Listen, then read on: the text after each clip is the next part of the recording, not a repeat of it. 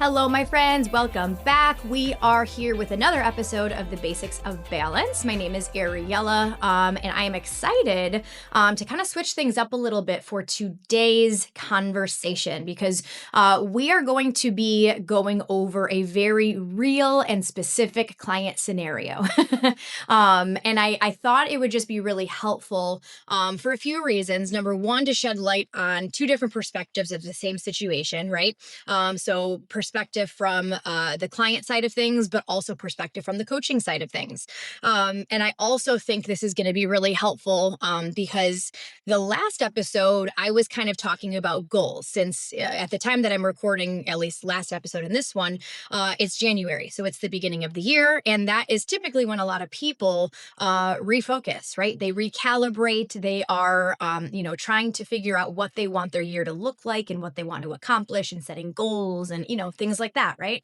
And I also kind of talked about, goal mapping and learning to periodize your goals, identifying your on seasons when you have capacity to push, identifying your off seasons when, life might be a little crazy and you might need to give yourself permission to coast a little bit, and how, doing that, looking at your goals from a big bird's eye view can help you see how each phase kind of complements each other, how it's all kind of part of the plan.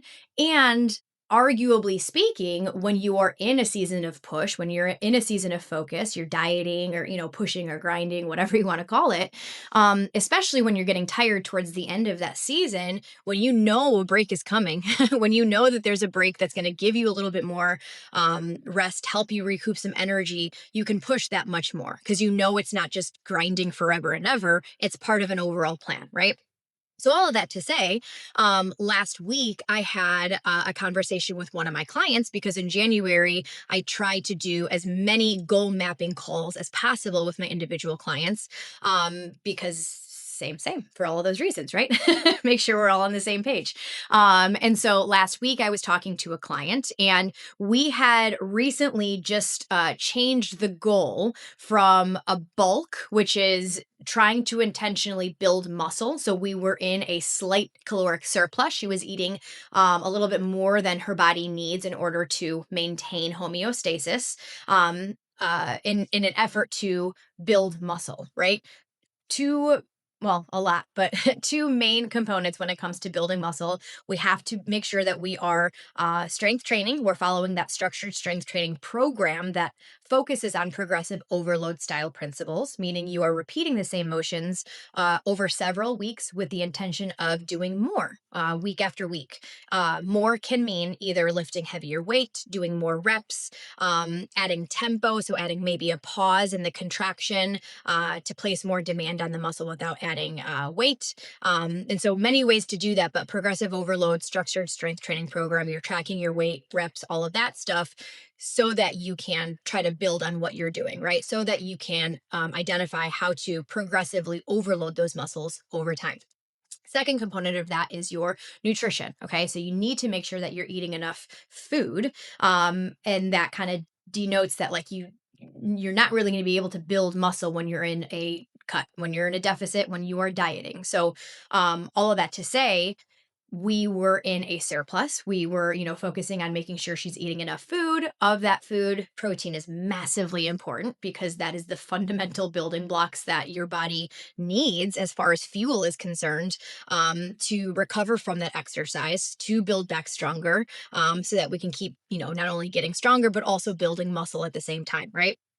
Very, very 1,000-foot level explanation of building muscle. However, for sake of a conversation, for sake of this story, which is the entire point of what we're talking about, is we shifted from a caloric surplus, building muscle, to, okay, now we're going to try to reduce some body fat, right? We want to kind of change the goal a little bit. The fundamental habits remain the same. So we are, with all of my clients, we focus on 4 fundamental habits. We are focusing on making sure we're getting enough adequate sleep. We are making sure we are staying hydrated. We're drinking enough water throughout the day. We are making sure we have a nutrition focus. So in this case specifically, that nutrition focus switched from caloric surplus to build to we are now moving into a maintenance frame. So we're starting to taper calories down a little bit, eventually moving into a deficit, right? And then steps. So that is like your need activity. So, staying active throughout your day outside of structured activity. That's why typically we see a lot of step goals, but that can be organizing, that can be cleaning, that can, it doesn't have to be steps, but steps are often helpful to give people something to strive towards, right? And then your structured exercise, then your structured activity, your lifts, your cardio sessions, things like that. Okay. So the fundamental habits of the goals, or what should I, no, let me back up. The fundamental habits do not change, right? So we were focused on those same habits when we were trying to build muscle. We are focused on those exact same habits as we are shifting gears from building to eventually losing, right? The difference is, the caveat is that nutrition focus, we move from that surplus to, like I mentioned, now we're moving into a maintenance frame of mind. We will eventually drop even more to bring her into a caloric deficit. Okay.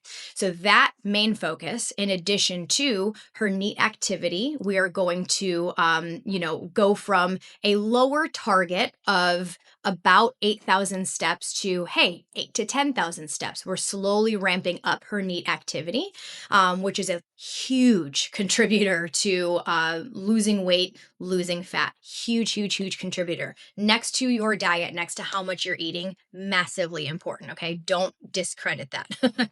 Don't overlook that if that is something that you are working on. And then, as far as her structured activity, her strength training is going to remain the same. That's not going anywhere, because when we are in a surplus, we have the ability to leverage not only being in a caloric surplus and resistance training. When we are removing food, we don't have as much to leverage. So we have to make sure that we are preserving our muscle. We can't do that by our nutritional focus. We can't do that by making sure we're eating enough food. So we have to make sure that we are doing that with what we have left to work with, which is our resistance training. Okay. So that's not changing. That's not going anywhere. We are still following a structured strength training program. We are still trying to, preserve our muscle. We are still trying to challenge ourselves with every single set. Those things are not changing. What is going to change over time is we are going to be adding in extra structured cardio. Okay. Um, and all of that to say, that is basically what we're switching the goal from: surplus build, maintenance right now, moving into deficit. And those are really the only fundamental differences. Okay. Um, and that's a big reason why, like, nothing really needs to change from goal to goal. We just kind of like adapt and shift a couple of little things. And that's really what makes a balanced lifestyle so sustainable, right? We're not reinventing the wheel. We're not overhauling our entire life. We are making tiny tweaks here and there based on what we need to, monitoring our progress, monitoring biofeedback, things like that. And making changes accordingly, right? So all of that to say, that's the explanation. So she's in agreement with the plan. We had a conversation. And so the plan right now is we are dropping her calories from surplus to maintenance calories. Okay. I told her we are not going to go from a surplus to a deficit. All right. For a couple of reasons. Number one, going from a surplus to a deficit, you're going to be hangry. And like, why? Why? Like, what is the point? Why are we just like accepting that level of hunger? You are going to be hangry from dropping all of those calories at once. Okay. So when we taper those calories down, we allow your body to adjust to handling lower calories. And sure, you're going to experience a little bit of hunger here and there, but the goal is hopefully not a lot.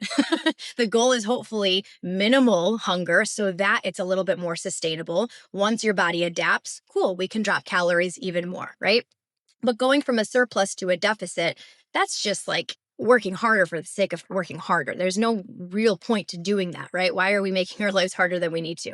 And the second reason is we cannot drop calories too quickly because we need to make sure that we are preserving our muscle, the muscle you worked so hard to build, the muscle that was so uncomfortable towards the end of the bulk when you were in that surplus and pushing every lift and every single, thing that you did to build every fiber of muscle. we don't want to jeopardize that. And when we drop calories too quickly, we are jeopardizing that. So we do need to kind of start tapering things very moderately, and we don't need to do too much too soon. We have plenty of time to reduce body fat. We have plenty of time to, kind of taper things down to not shock your body. And so that's what we're going to do. I told her that we are dropping calories first. The next step is going to be we're going to increase activity, right? And we're going to be toggling back and forth between those two things until we have basically maxed out on the calories that we need to drop and maxed out on the activity that we need to increase. Okay. Because there is a limit. We don't need to drop calories past a certain limit. We would need to be making sure we are eating as much as we can within our deficit. We need to make sure that we are eating as many calories as we can in our deficit. We're not trying to just like slash calories for no reason, right? There's a method behind it. There is a strategy. There is a plan fueling your muscle that you work so hard to preserve, right? As far as activity is concerned, your structured activity is only 5% of your total daily caloric expenditure, meaning all of the exercise in the world only makes up 5% of how many calories you're going to burn. And so we focus when we are making any kind of physical changes on your nutritional focus first and foremost. That is the driver of if you're going to gain, maintain, or lose, right? Your structured activity, it's going to enhance those nutritional choices, but your nutritional choices is quite literally going to make or break your goals. That's why a lot of times, some people can be working out for years, but not look like it, right? They feel like they're spinning their wheels because their nutrition is not in check. Okay. So all of that to say, we are in agreement. We had that conversation. Love it. And so she sent in her check-in, and in her check-in, there was a pretty big red flag. And so I reached out to her because it's really important to me as their coach that they understand the why behind what I'm asking them to do. Okay. I am not a coach who just wants to like give you direction and be like, follow it. I want you to make sure that like you're in agreement with what we're doing because number one, you're putting in the work. But also, it's really important that you understand the why behind what we're doing because that's only going to help you in the long run. Eventually, our time together is going to come to an end. And the hope is that you have learned how to reach your goals in a sustainable way in many different situations that you can keep going, right? And the more you understand about what you're doing, the better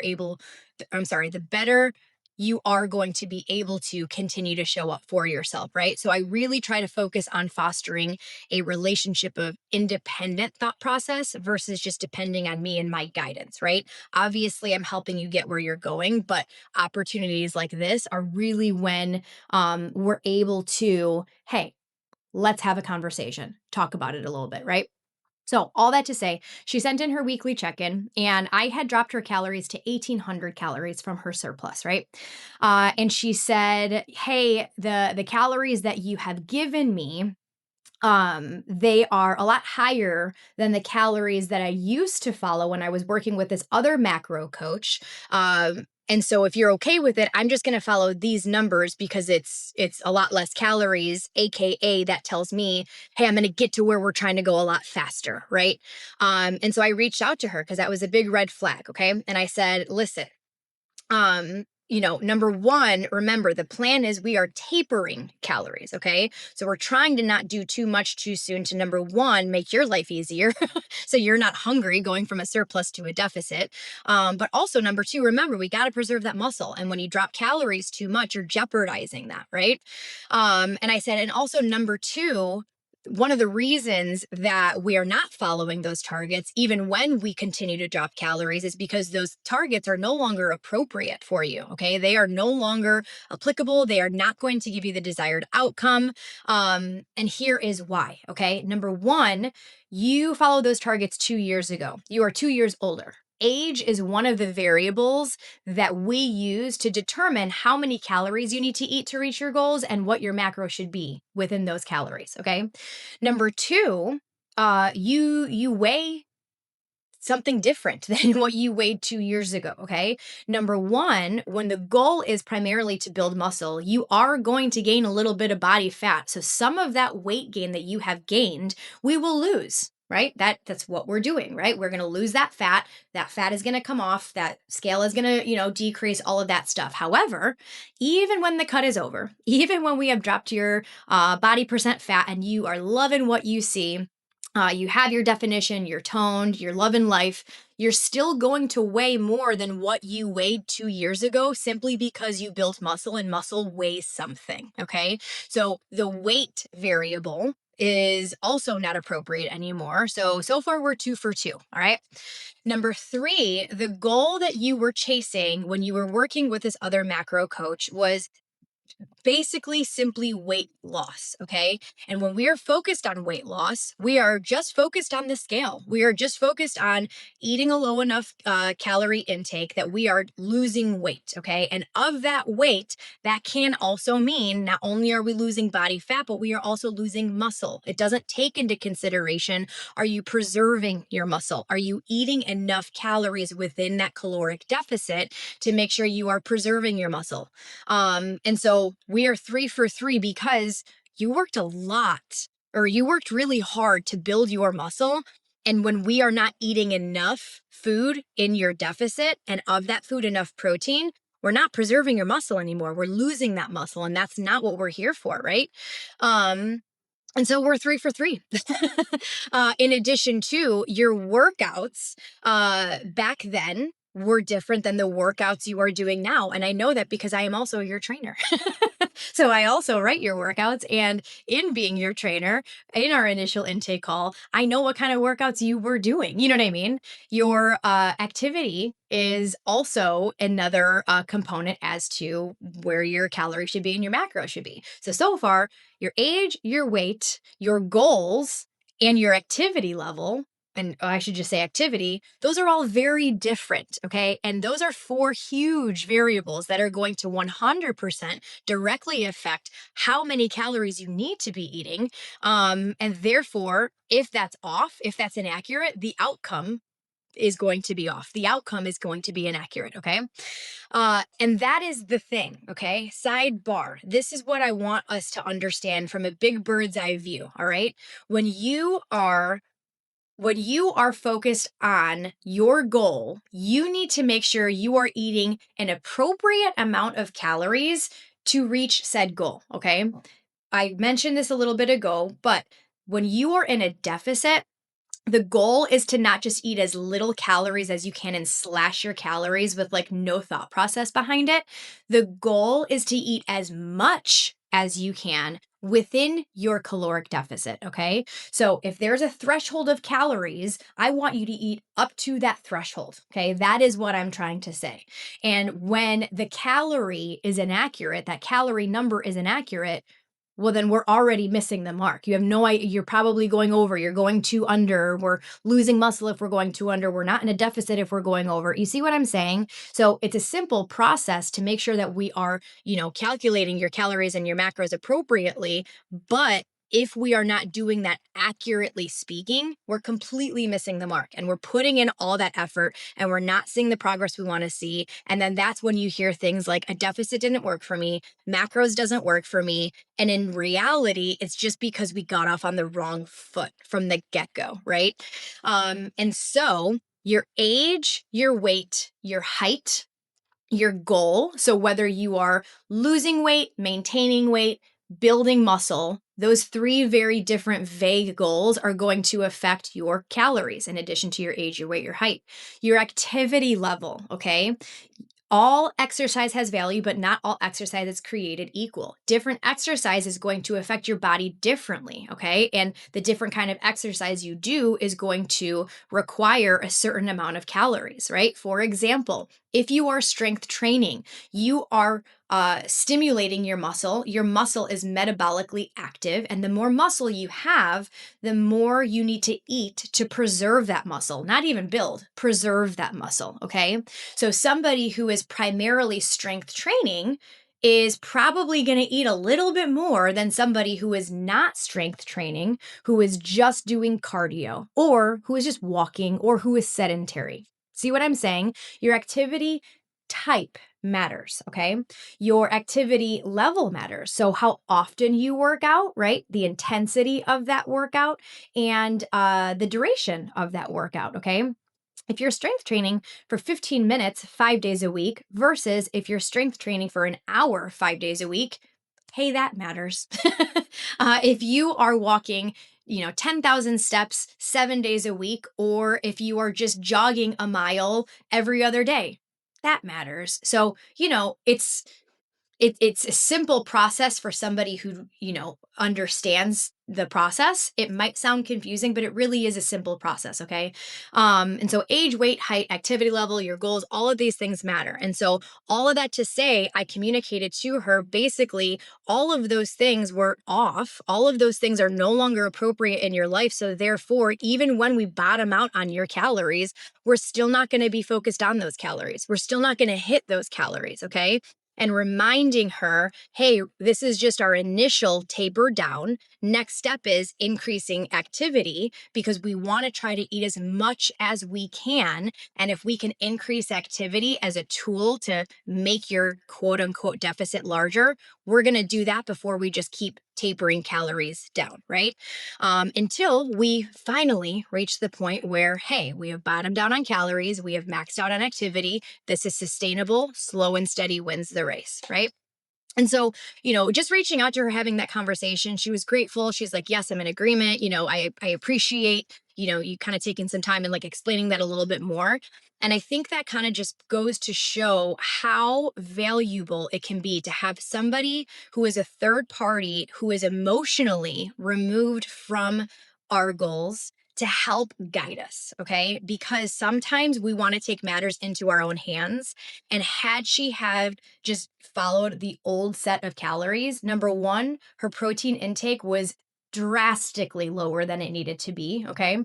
And again, if we do not have that calorie variable to leverage when we're in a deficit to preserve our muscle, hey, that's really going to affect your outcome, right? You're going to lose that muscle and you're not going to love what you see. So, anyways, all that to say, I feel like I'm talking in circles at this point, but um that was kind of her thought process. And I said, okay, listen, we're going to back up and we're going to talk about what we are focused on over the next couple of weeks because she is a client who we do bi-weekly check-ins. So we check in every other week.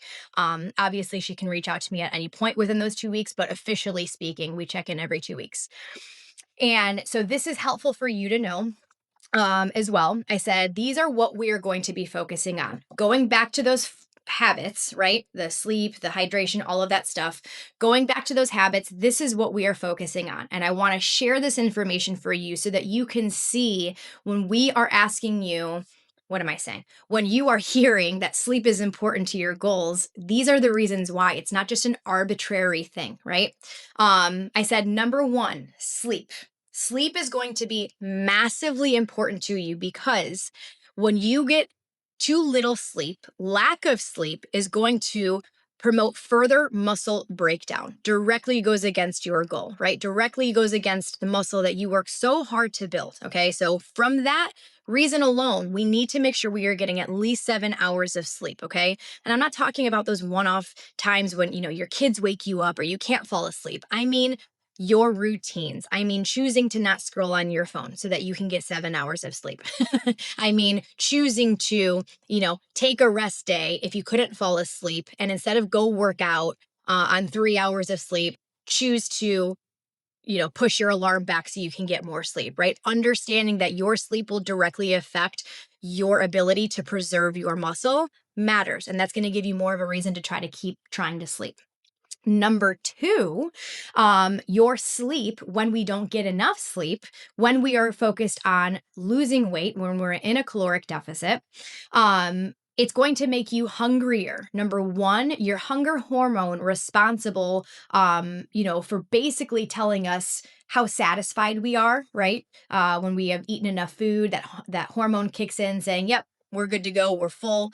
That doesn't have an opportunity to regulate when we don't get enough sleep. And so we end up needing to eat more in order to satisfy that hormone. So when somebody is dieting, sleep is in their best interest because lack of sleep is going to make you hungrier, and it's going to make it really, really hard for you to not eat too much food.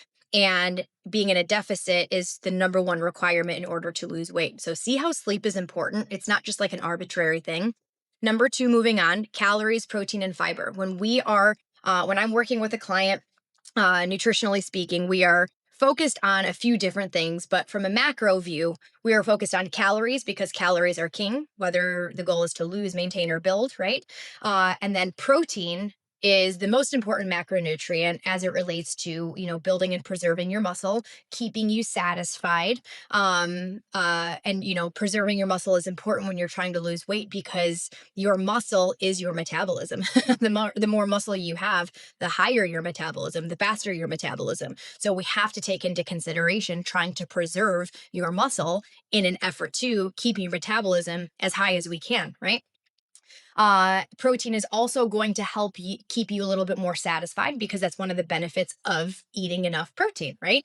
When we are just focusing on calories and not necessarily macros, it can be really hard to stay within your calories because not all calories are created equal, right? You could just be eating 1,200 calories of vegetables, and it's not going to satisfy you the same as if you were eating a balanced meal, right? With protein, with fat, with fiber, carbs, things like that. So protein is going to be massively important in addition to that calorie focus. Okay. And then thirdly, we want to make sure that we are eating enough fiber. Number one, from a overall health approach, right? The majority of Americans are not eating enough fiber. However, when we are talking specifically about when we are trying to lose weight, when we're in a deficit, when we are dieting, fiber is going to help keep you more satisfied as well. So when we focus on, hey, we can't eat too many calories, we need to make sure we're understanding your protein intake, your fiber intake. Things like that are going to sometimes make it a little bit easier to stay within your calories and therefore be able to make you keep going and see more progress. Okay. So making sure you're having enough fiber is going to, kind of help keep you more satisfied. And fiber is, primarily found in, fruits and veggies, and fruits and veggies can add volume to your diet, which also takes up space in your belly and also helps you stay more satisfied. So it's all kind of works together, right? It's not necessarily just about focusing on calories. It's understanding within those calories how to make sure that we are staying as satisfied as we can to make sure that we are putting one foot in front of the other and keeping going, right? Next up, we're focused on that neat activity that I talked about. Next to your calories, next to your nutritional focus, is going to be a massive factor in terms of physical changes, right? And so we're really only aiming for 8 to 10,000 steps right now. She has a walking pad. She has a dog. So like shouldn't really be that hard. Plus she usually averages like 9,000 anyway, but we're increasing her step goal from about 8,000 to 8 to 10. Okay. Not anything crazy, just slight little bump. Okay. Um, and I said that is going to be the next step in which we increase, or that is going to be the next change. So we're going to keep your calories at about 1,800, but we are going to be leveraging your need activity. We're going to be increasing that at the next step. Okay. And then I finished with your lifts and your cardio. All right. Your lifts and your cardio, in order of importance, we are focused on your 3 lifts. That doesn't change. Trying to fall at the bottom to the mid rep range, a couple of reps shy of failure, lifting heavy enough to stimulate your muscle. All of that doesn't change because, again, we don't have the calories to leverage. We have to make sure that we're doing what we can with what we have, AKA resistance training, to preserve the muscle that you have, right? And so resistance training, massively important. That's not going anywhere. We did add a couple of steady state cardio options at the end of her workout. Nothing crazy, walking on a treadmill at a light incline, 10 to 15 minutes. We're not talking about adding or removing any of her rest days or anything like that. Rest is going to be massively important. And so we're just adding on 10 to 15 minutes here and there. And this is something else that she told me in her check-in, that she was going to do her 3 lifts. She was going to do cardio at the end of all 3 sessions and at least 1 Peloton ride. And that gave me an opportunity to basically explain to her, again, your calories and your macros are directly related to your activity level. And so when we're doing way more activity than those calories are calculated for, in addition to you basically telling me, hey, I'm going to be following way less calories. Whoa, we're drastically changing the plan. We're drastically making things harder. Again, one step at a time kind of thing. Slow and steady wins the race. And so, yes, we will be increasing your activity, but number one, we already increased activity 10 to 15 minutes of cardio a couple of times a week. And the next step is going to be increasing your steps. Like, nothing crazy. We're just like slightly taking things up a notch, right? And so all of that to say, it was able to kind of give me an opportunity to really just explain to her, which I'm hoping is helpful for you too in your journey, how, it's the basics, guys. It's the basic fundamental habits that I kind of talked about a few times. Nothing really changes from goal to goal. We're just tweaking some of those habits, but we still practice those habits, right? We're not overhauling our life. And at the end of her check-in, I was kind of able to give her a big bird's eye view in terms of, how much she gained, where we're at now as far as her physical metrics, because that's something that I do also. Obviously monitoring metrics, her weight, her measurements, her pictures, all of that stuff. And we were able to see, even though she felt pretty uncomfortable towards the end of her bulk, again, valid, psychologically and also physically speaking, I was able to, provide a big bird's eye view in terms of, I know that you're not feeling comfortable right now. We obviously have a plan to kind of, get where we're trying to go. But in reality, from start to finish, you gained 5.3 pounds. That's it. And I don't say that, or I didn't say that to dismiss her, because she's a pretty petite person and 5 pounds is a lot for a petite person to put on. But at the end of the day, it's only 5 pounds. So like we feel like we put on more weight, and that's valid, but like your feelings sometimes don't match the numbers, right? And so I think, again, sometimes kind of having that like big bird's eye view kind of just helps us realize like, oh, okay, so maybe I was a little bit off, and like maybe I was a little emotional, and like it just kind of helps us grow and evolve in our journey and understanding the process of things. So that was basically a client scenario, kind of a little tension point here and there. But I am a really big believer in knowledge is power. And the more that you know about something, the more you understand the why behind something, the more you're going to be able to, number one, buy in. And also number two, remember those experiences for future experiences moving forward. That's how we grow, right? So anyways, all that to say, I hope that was helpful for you, just to kind of go over a client scenario and, just some of the tension points, some of the sticky points, and just kind of explaining the why behind everything. If there's anything that I said on this show that you want me to kind of elaborate on, or you want to touch base on, or you want me to kind of cover on another episode, you just let me know. And don't forget to give this show a little rating, 5 stars only. Thank you very much. But it really, really does help. Share the word. I appreciate you guys. I hope this is a helpful resource for you. Let's keep on keeping on. And until next time, bye.